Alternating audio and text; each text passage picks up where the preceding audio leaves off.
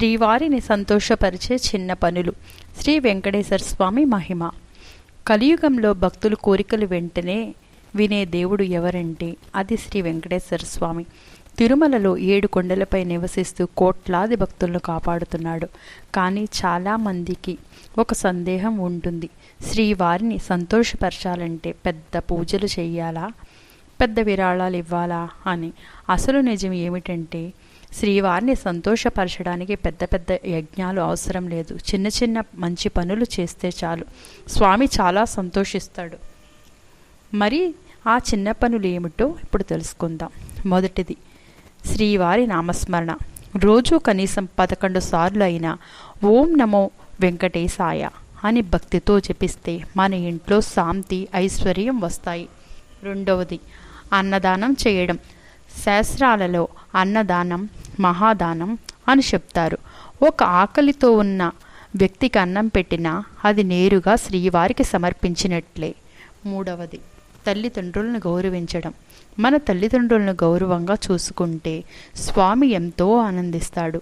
ఎందుకంటే తల్లిదండ్రులు భూమిపై కనిపించే దేవుళ్ళు. నాలుగవది ప్రతి శనివారం లేదా శుక్రవారం దీపం వెలిగించడం.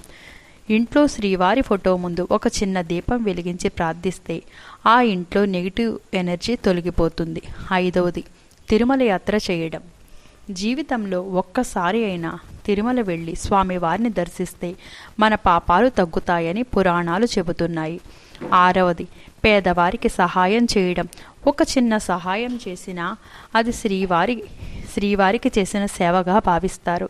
ఇంకా ముఖ్యమైన విషయం ఏమిటంటే శ్రీవారు మనం ఎంత సంపాదించామో చూడరు, మన భక్తి ఎంత నిజమైనదో చూస్తారు. మన హృదయం శుభ్రంగా ఉంటే, మన ప్రార్థన నిజమైనదే అయితే శ్రీవారు తప్పకుండా మన కోరికలు నెరవేర్చుతారు. అందుకే భక్తులారా, ప్రతిరోజు ఒక్కసారి అయినా భక్తితో ఇలా చెప్పండి: ఓం నమో వెంకటేశాయ. స్వామి, మా కుటుంబాన్ని కాపాడండి, మా జీవితంలో సంతోషాన్ని ఇవ్వండి. అప్పుడు శ్రీవారి కరుణ మీ మీద తప్పకుండా ఉంటుంది. గోవింద గోవింద. ఓం నమో శ్రీ వెంకటేశాయ నమః.